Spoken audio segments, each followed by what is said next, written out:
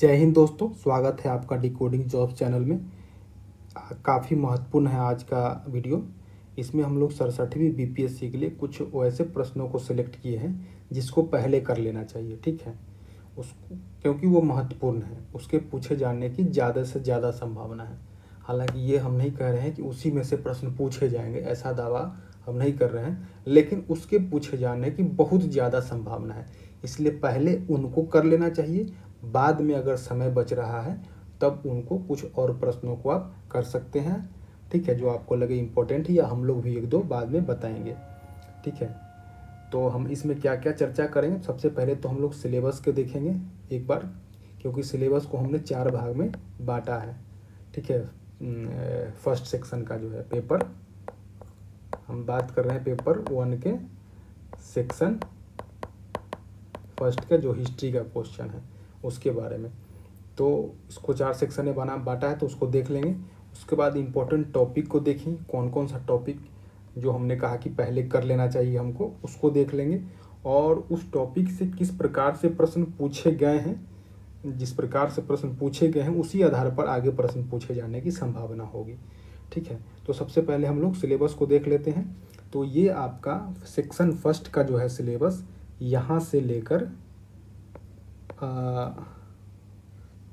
यहाँ तक जो है सेक्शन 1 का है। इसी को हमने 4 भाग में बांट लिया है, ठीक है।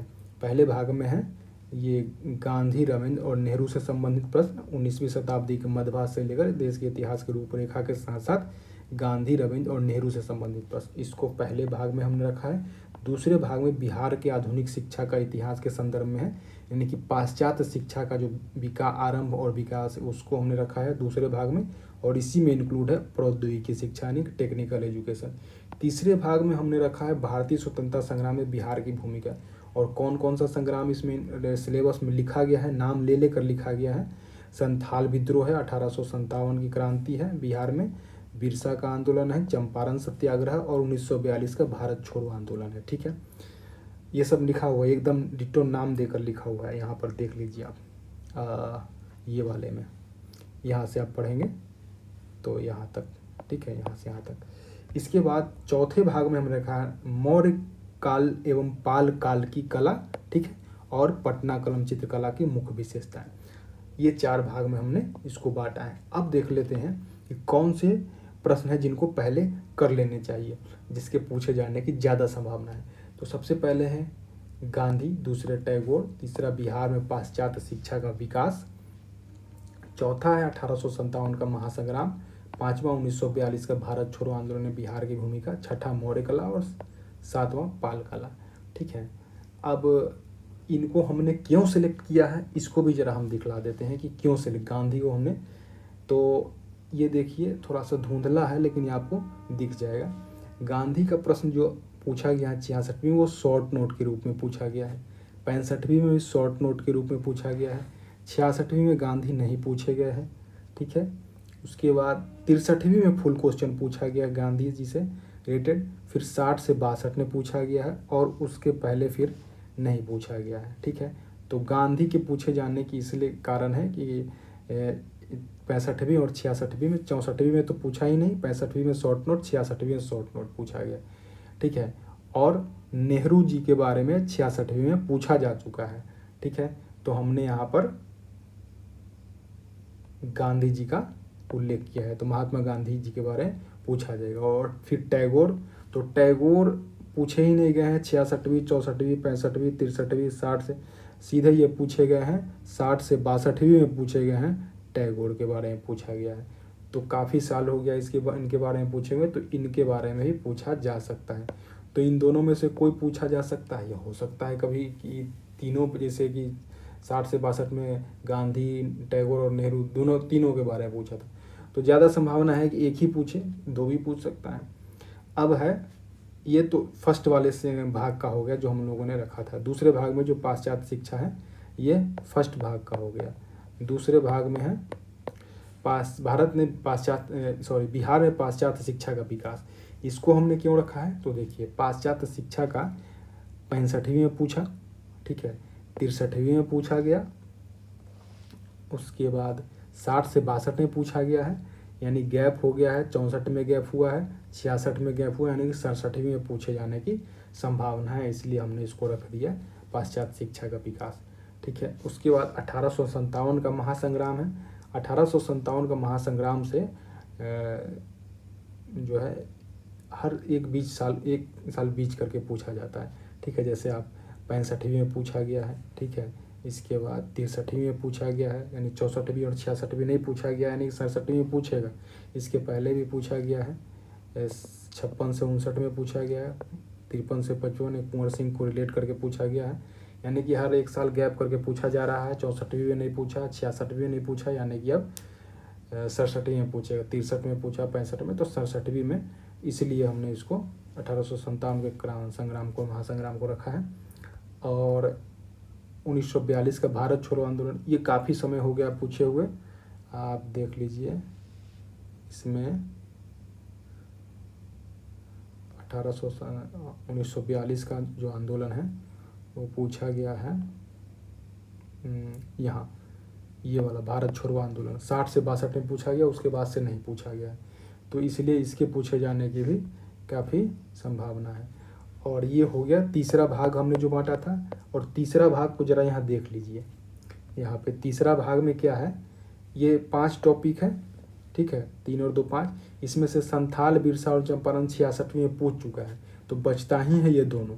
ठीक है, तो इसके पूछे जाने के देखिए, संथाल, बिरसा और चंपारण पूछ चुका है, संथाल, बिरसा और चंपारण, तो वो दोनों बच रहा है, इसलिए उस दोनों के पूछे जाने की संभावना है। ठीक है, ये हो गया तीसरा भाग। जो चौथे भाग में जो कला वाला सेक्शन है, उसमें मौर्य कला और पाल कला, इन दोनों में से कोई एक पूछेगा। ज़्यादा संभावना तो मौर्य कला की है, लेकिन पाल कला भी पूछ सकता है, तो इन दोनों को कर लीजिए।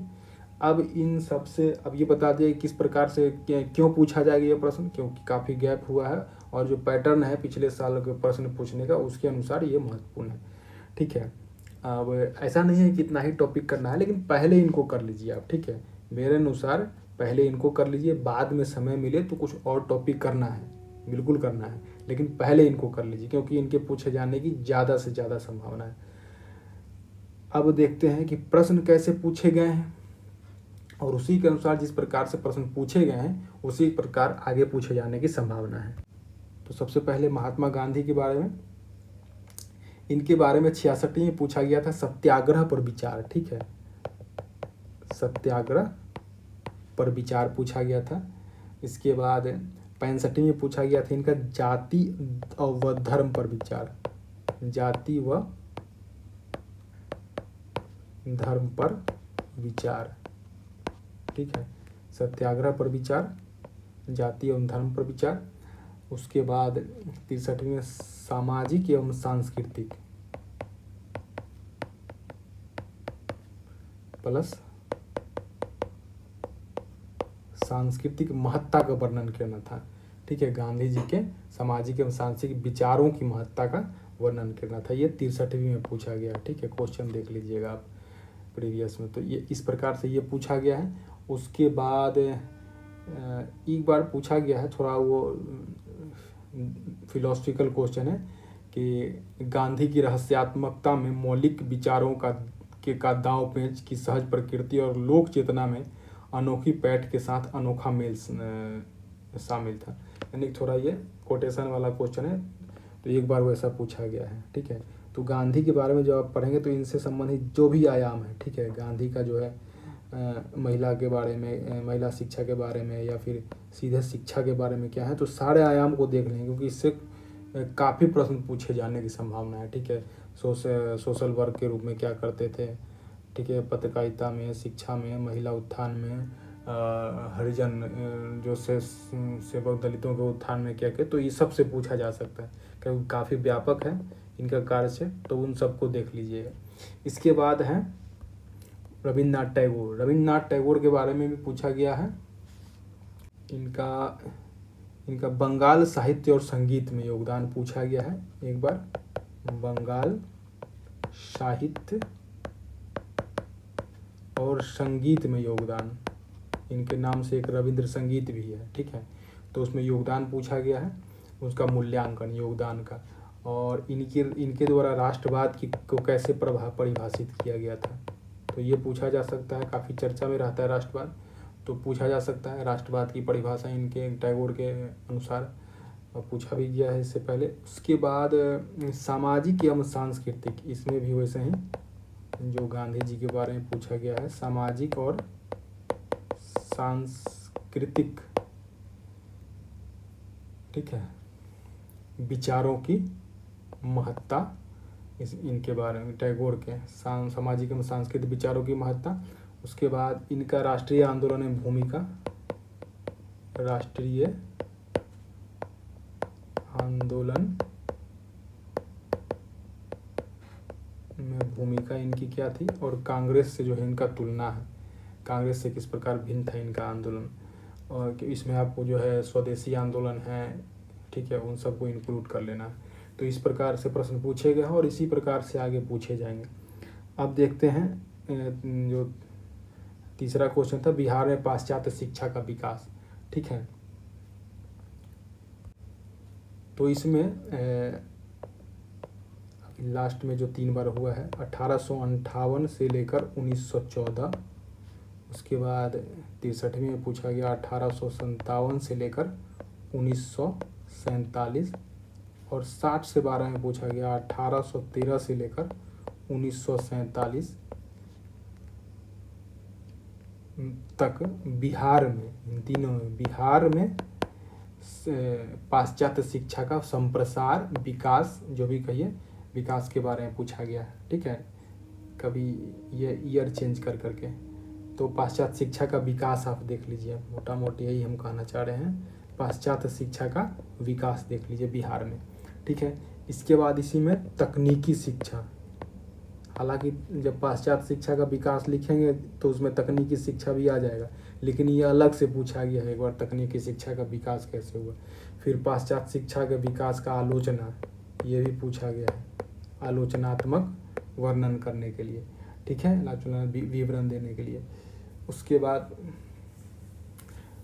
अर्थव्यवस्था में तकनीकी शिक्षा के योगदान की आलोचना, यानी कि तकनीकी शिक्षा की आलोचना भी करनी है, एक बार ऐसा पूछा गया है, ठीक है, अर्थव्यवस्था के योगदान में आलोचना करनी है। तो इस प्रकार से इसमें प्रश्न पूछे गए हैं और इसी प्रकार से आगे भी पूछे जाने की संभावना है। अब 1857 का महासंग्राम से पूछा गया है। सबसे पहले तो कारण देख लीजिए, ठीक है, बिहार पर प्रभाव देख लीजिए कहाँ, बिहार में। इसके बाद ये पूछा गया है योगदान देखिए बिहार का, ठीक है, उसकी विवेचना कीजिए, इस प्रकार से पूछा गया है। आलोचनात्मक विवेचना कीजिए, 1857 के क्रांति का आलोचना कीजिए, ठीक है, कमियां हैं जो 1857 की क्रांति, उसी को लेकर आलोचना कर सकते हैं आप।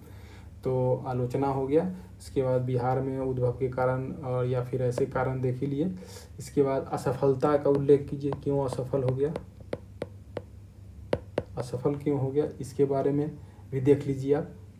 इस प्रकार से इसमें प्रश्न पूछा गया है, ठीक है।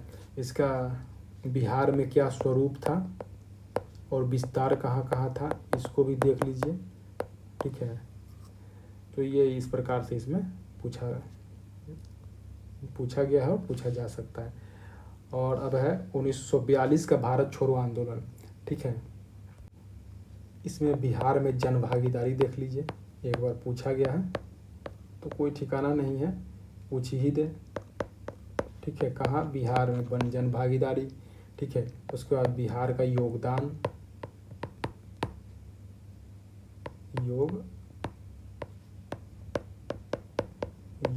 बिहार का, ठीक है।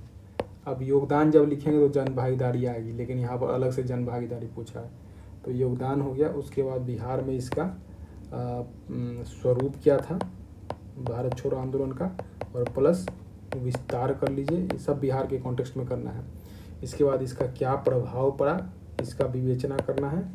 और इसमें एक आज़ाद दस्ता की भूमिका जो है, ऑल इंडिया आज़ाद दस्ता की भूमिका, इसको भी देख लीजिए कि क्या था बिहार में ऑल इंडिया आज़ाद दस्ता की भूमिका भारत छोड़ो आंदोलन के दौरान। यानी कि जेपी का सीधे पूछ लेगा, जेपी का क्या भूमिका थी, क्योंकि जेपी ने आज़ाद दस्ता का गठन किया था। तो इस प्रकार से जेपी के बारे में पूछ लेगा कि उनका क्या था योगदान इनका। तो इस प्रकार से आलोचनात्मक भी कर लीजिएगा, ठीक है।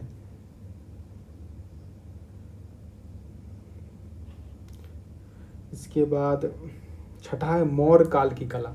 ठीक है, अब मौर्य काल में पूछा गया है, इसमें मौर्य कला के बारे में पूछा है और प्लस इसमें ऐड कर दिया है भवन निर्माण, भवन निर्माण कला की विशेषता की क्या पूछा है, विशेषताएं। ठीक है, और इसी में प्लस कर दिया था बौद्ध धर्म के साथ, बौद्ध धर्म के साथ संबंध। ठीक है, इस बारे में जो है मिला के पूछा गया क्वेश्चन, तो ये कर लीजिए। उसके बाद इसका विश्लेषण, प्रभाव का विश्लेषण कीजिए। एक बार पूछा है बिहार में विश्लेषण, प्रभाव का विश्लेषण करना है बिहार के कॉन्टेक्स्ट में। इसके बाद विशेषताएं हो ही गया है, स्थापत्य भवन निर्माण स्थापत्य कला हो गया है, स्थापत्य वाला। इसकी मुख्य विशेषता और प्रमुख विशेषता का आलोचना इसमें रह गया है, इनकी जो विशेषताएं हैं उसका आलोचना, आलोचनात्मक वर्णन कहिए। ठीक है, आलोचनात्मक परीक्षण कीजिए। उसके बाद इसमें मूर्ति कला अलग से पूछे हो, जैसे भवन निर्माण कला अलग से पूछा है, इसी प्रकार मूर्ति कला। मूर्ति कला दो प्रकार का था, एक राजकीय और दूसरा जो है लोक कला के रूप में था, इनको भी वर्णन करना है। तो इन सब तरीके से क्वेश्चन पूछा गया और आगे भी इसी प्रकार से पूछा जाएगा। और पढ़ने के क्रम में कोई और आयाम मिलता है तो उसको ही पढ़ लेंगे आप। पाल काल की कला जो है इसमें पूछा गया है इसका ही कला के बारे में, और भवन निर्माण कला की विशेषता के बारे में, और प्लस बौद्ध धर्म के साथ उसका क्या संबंध है ये भी पूछा गया है। तो इसको देख लीजिए। स्थापत्य प्लस मूर्ति कला देख लीजिए, स्थापत्य प्लस मूर्ति कला, इसको देख लिए, इसकी विशेषता। फिर इसमें भी आलोचना है, आलोचनात्मक वर्णन। ठीक है, और यही सब पूछा गया है और आगे भी यही पूछे जाने की संभावना है। ठीक है, तो यही थे 7 महत्वपूर्ण प्रश्न जिसको आप अच्छे से कर लेंगे। तो इसमें क्या करना है कि पहले इन 7 को कर लेना है। हम ये नहीं कह रहे हैं कि यही 7 करके जाइए बाकी कुछ करके ही नहीं जाइए, ये ऐसा नहीं कर रहे हैं। पहले इन 7 को कर लीजिए, बाकी और जो अगर आपको लगता है कोई महत्वपूर्ण है या कहीं से बताया गया है कि महत्वपूर्ण है उसको कर लीजिए। हालांकि जो है हम भी इसको जो है हम लोग ही बताएंगे।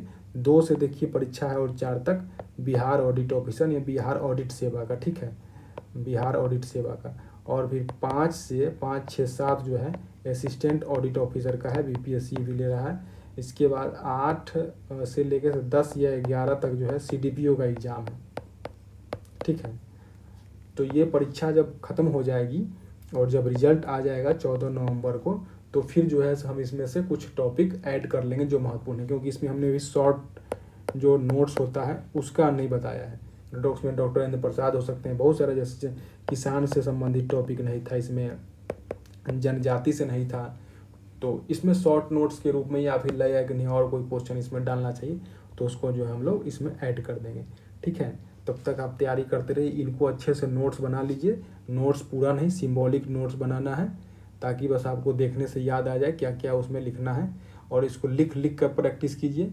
ठीक है, बाद में हो सके तो क्वेश्चन भी हम इसमें से देंगे टेस्ट सीरीज के रूप में ही, तो इसको करते रहिए।